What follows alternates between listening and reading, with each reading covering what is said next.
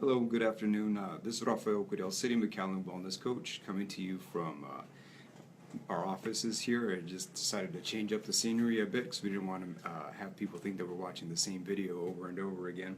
Today we're continuing on with our discussion of macronutrients. We're talking about proteins, carbs, and fats. So if at any time during the presentation you decide you want to drop in, ask a question, we can go ahead and try to answer them as best as we can. So today we're off the iPhone 7 instead of on a tablet, so I can see you guys a little bit better if you make any comments across the bottom. Also, after watching this is going to be a quick 20-minute class.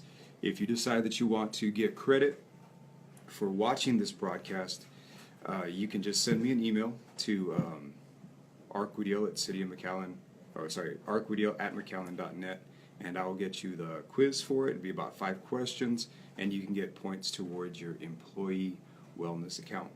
So let's go ahead and get started then with calories, and that's what we're trying to do here. We're trying to help every participant in the wellness program figure out how many calories do they need in a day so that they don't take in excessive amounts of macronutrients, because along with macronutrients are going to be other chemicals and things that increase the amount of inflammation in the system. So we want to keep the number of calories to what we need as far as what it takes to get through the day. Some people who are on the strength building classes, we're going to have to increase their protein. Some people who are on a runner's regiment, we're going to have to increase their carbohydrates. There's people with different goals as far as what we can use the macronutrients in order to improve and help them achieve those goals.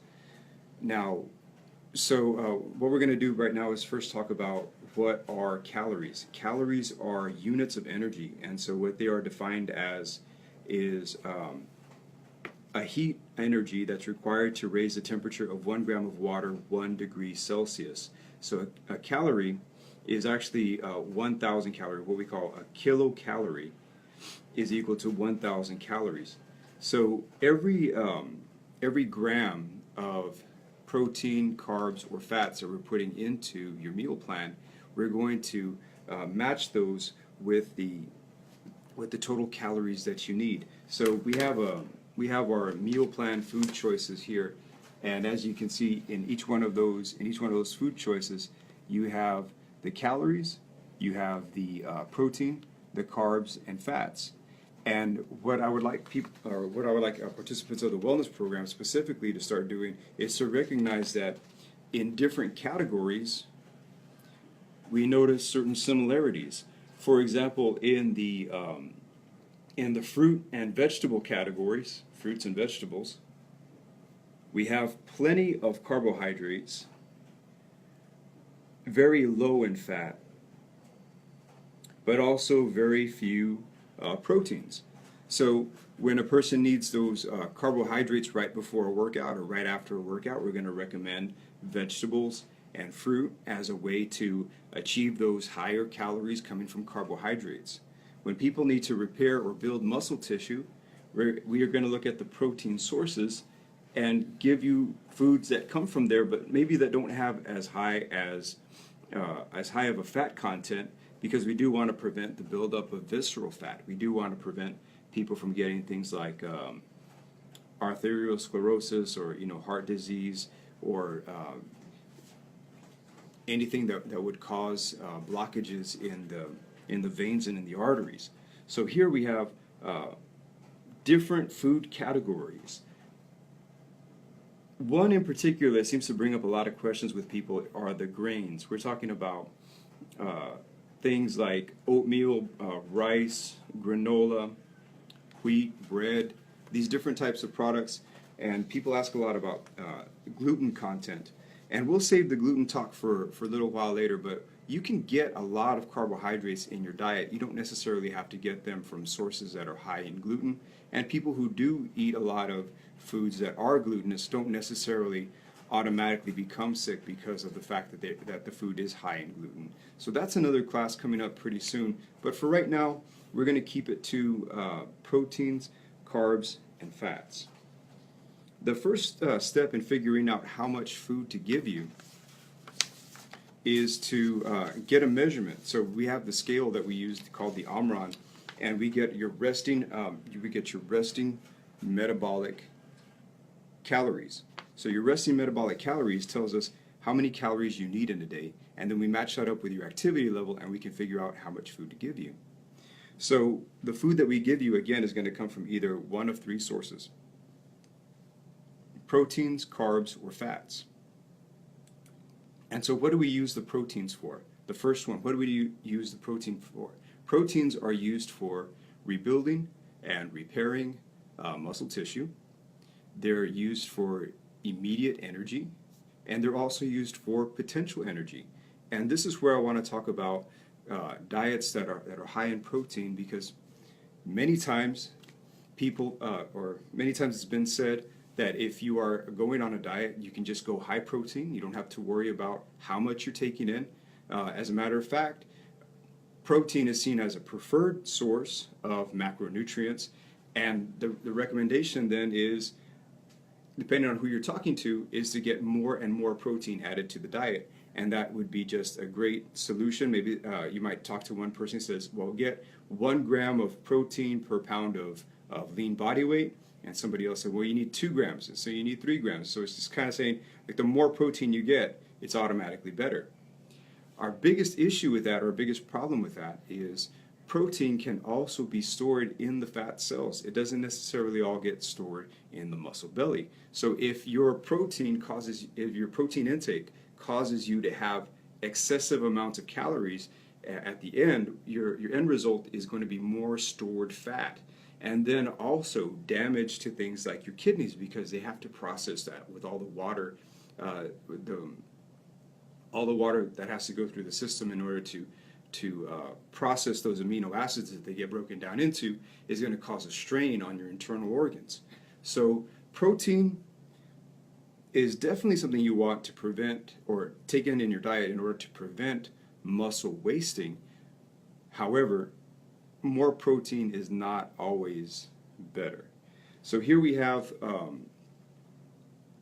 a split of, let's say, 60, 20, 20, right? We say 60 grams coming from, or 60% of your diet coming from carbs, 20% coming from fat, 20% coming from protein. So then what we do is we take the total number of grams of food that you're going to be eating in a day, or the total number of calories, and then we break that down into, okay, if that's going to be a percentage of protein, how much protein is that going to be, and what are the sources that we're going to get that from? And it becomes a lot easier to figure out what to give you, provided that we're working with whole foods. So today's talk, I also wanted to bring up the topic of processed foods. If you come into the wellness office here and you ask for, or if you ask me to email it to you, the meal plan food choices, the foods on here are not processed, which means when I call something as it should be identified, well, it's more likely to be an ingredient than to have ingredients. So if I ask you to eat a cup of brown rice cooked, then there's only 2 ingredients: brown rice and the water that you cooked it in. If you add salt to it, if you add butter to it, or any other type of flavorings, you want to make sure that they don't throw your macros off. That means your total numbers off. And we find that in things like ketchup and mayonnaise and salad dressings, that there's going to be a lot of excess calories because of the excess sugar. And also, the craziest thing about it is there's several things in those condiments that technically are not food. So they're not things that you should be eating anyway. Yes, they are consumable, and no, they're not illegal to put into food. However, there's no benefit to the consumer, and they're made simply for the purpose of shelf life, or the purpose of mass production or storage, and they're not necessarily good for the consumer, the end result, the end consumer, I should say. So when we talk about processed foods, that's the big difference here. Processed food is things that have a lot of ingredients, have gone through several different steps or stages that they have been powdered, dried, frozen, added chemicals to in several different ways for the purpose of adding shelf life, for the purpose of color. So if you are eating a bowl of cereal and you want it to be the exact same color every time you pick up a certain piece or one component of that cereal, and you look at it and you want it to be a bright purple, well, to get that same purple color throughout the entire food product, they're going to add several different food colorings, and it's going to go through several processes in order to maintain that all the way throughout. So we want to avoid those things. We want to avoid artificial colorings and flavorings. We want to avoid additives to food, and we want to have most of our food whole and not processed, because whole food is really the only way that you can determine whether or not something you ate is affecting you in a positive or a negative way. You have too many components going into your food and you get sick, well, then you don't know exactly what the cause or the trigger of that component was. So when you come in, or if you get a chance to come in and we make a meal plan for you, you make your food choices, and we're going to see over a couple of months what kind of changes that creates for you. And of course, we'll be able to move the numbers around to see if we can get a more preferable result for each person that's in the program. So we just talked about what protein is used for in the body. Yeah, we just talked about how protein is used, the different things that go into using protein. But when protein breaks down in the system as part of the digestion, it breaks down into amino acids, and those amino acids they go into one of two categories. You have essential amino acids and non-essential amino acids, and this right here is really the place where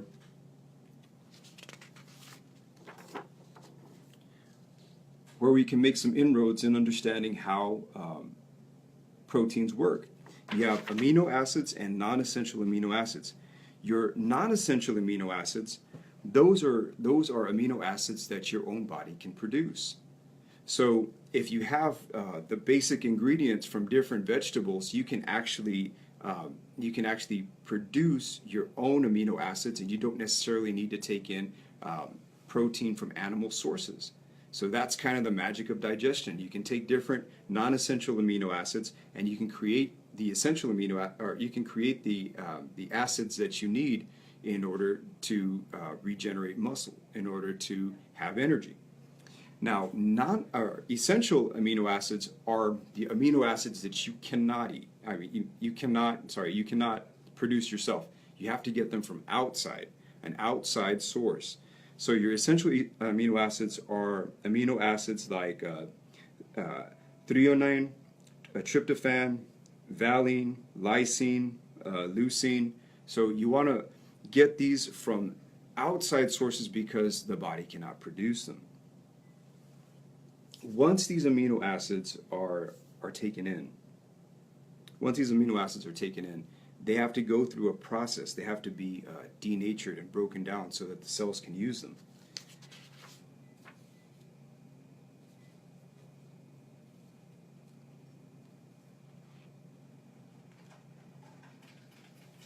And every protein source also has a quality, because even though they've been broken down properly, they don't necessarily all get into the muscle cells at the same rate. So you have different qualities of protein. So not all proteins are the same. You have different proteins that, because of the fact that they are not usable by the body, they don't digest very quickly or very easily, you could take in a lot of calories and they don't necessarily get used for their purpose. So what kind of protein sources then are the best protein sources to take in? Well, we have protein sources, like we're saying, if it's highly processed, then chances are its bioavailability is not going to be very good, because in order for the body to use the protein source, it has to be recognizable as food to the cells. And the thing about that is your individual body has been figuring out what to do with the food that you've been giving it since childhood. So therefore, if you grew up drinking a lot of milk products, and then someone was to tell you, well, milk is not good for you, so don't drink that. Chances are, if you stop drinking it and you don't replace the protein you were getting from milk with another source, you'll feel as though there's something missing in your life. And also, you'll feel as though, or in a measurable sense, when you look at your muscle quality over the next couple of months, the muscle quality will start to deteriorate because the cells of the muscle fiber knew how to take milk protein and turn those milk proteins into skeletal muscle. Also, if you switch your protein to a higher value source or a higher bioavailability source, temporarily at least, your digestive system might not know how to handle that new protein source. So you might end up getting skeletal muscle wasting for the interim while your digestive system and while your the system down at the microscopic level, we want to say at the cellular level, is trying to figure out how to use this new protein source. So whatever you do, you got to consider what you've done in the past, and then as you move to this new system, you have to take time in order to figure out how to change it over, and you can't just change right away. So that's why bioavailability is really important for your protein sources. You want to look for a protein source that is something that your stomach can handle, and also something that is available for your from egg sources. If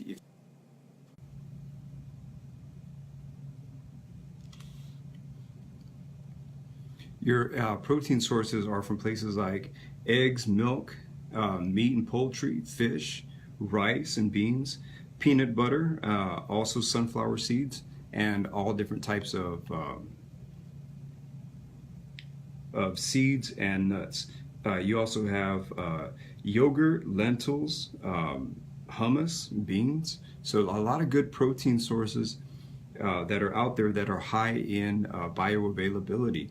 Now, again, you probably want to take in a protein source that also has some crossover. It does also have fats available and carbohydrates available. So a singular protein source taken without any other type of fats or carbohydrates mixed in probably won't digest very well. So it's good to have a full meal, or it's good to have some type of balance so that you can increase the chance that the protein is going to have enough time to go through your digestive system and make its way into the cellular level.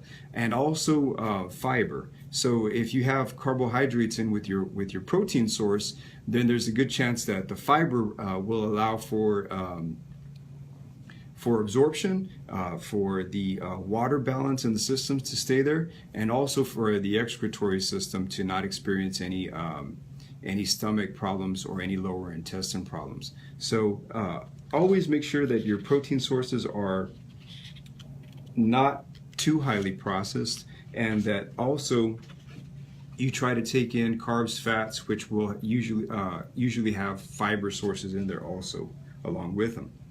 Now, your skeletal muscle is about 72% water, 22% protein, 6% fat, glycogen, and minerals, and 1 pound of muscle tissue is approximately 100 grams of protein. So that's why eating things that were muscles is actually, good for us, because then the correct balance is already there.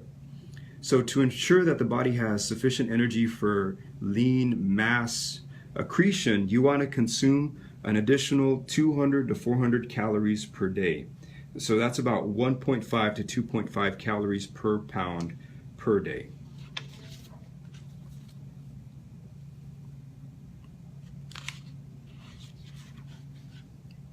All right, join us next week when we talk about carbohydrates. So today was mostly about protein and a little bit about processed foods, and so kind of make the bridge there that if you're going to get your protein sources, get them from a natural source if possible. You don't want them to be too highly processed, because that lowers the bioavailability or the ability of your body in order to use those proteins for their function, which is to increase skeletal muscle and also for energy storage.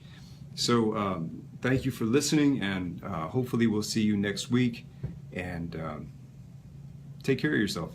Thanks.